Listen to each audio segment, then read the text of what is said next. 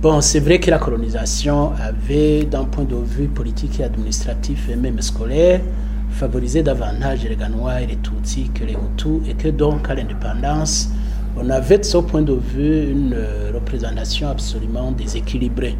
Mais malgré ça, ce que je tenais à montrer, c'est que le système monarchique des premières années de l'indépendance avait essayé à rester regardant sur cette question d'équilibre ethnique, spécialement au niveau de la haute sphère. Et par rapport à ça, j'ai pris 3 indications. La première indication, c'était la répartition ethnique des bourgmestres issus des élections de 1960, des élections communales. Bon, les bourgmestres, en fait, sont les ancêtres des administrateurs communaux. Et à partir d'un examen des origines ethniques de 162 bourgmestres sur 181 que comptait le pays, soit à peu près 90%, je me suis rendu compte qu'ils étaient à moitié Hutus et à moitié Tutsis et Ganois confondus. Pareil pour les 10 nominations au poste de Premier ministre. On n'a pas eu 10 Premiers ministres, mais on a eu 10 nominations. Bon, évidemment, vous allez comprendre que 10 nominations de Premier ministre sur une période de 5 à 6 ans maximum, ça traduit une très forte instabilité, effectivement.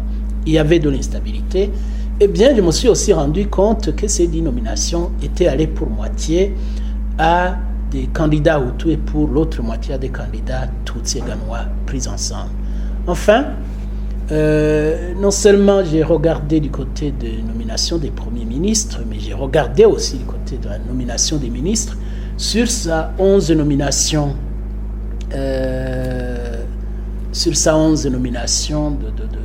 qui avaient eu lieu sur cette période, vous aviez autour de 57 nominations de Hutus et 54 nominations de Tutsis et Ganois confondus.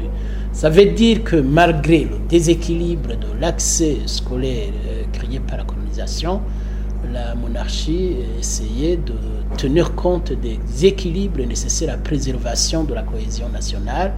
Évidemment, cela avait une limite, en ce sens que quand vous descendez un peu au niveau des cadres techniques, des ministères sectoriels, là, le déséquilibre réapparaissait un peu au niveau au profit des Tutsis, non pas du fait d'une volonté d'exclure ceci ou cela, mais tout simplement parce que cela était le reflet des déséquilibres scolaires qui avaient été créés au cours de la période coloniale et que tout le monde connaît.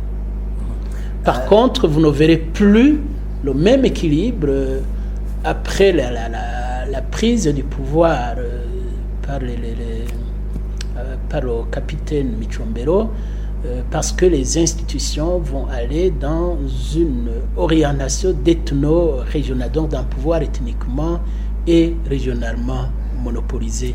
Et on va y aller de déséquilibre en déséquilibre jusqu'à retrouver l'équilibre avec le gouvernement Sibomana d'octobre 1988, au lendemain de la tragédie de Ntega et Marangara.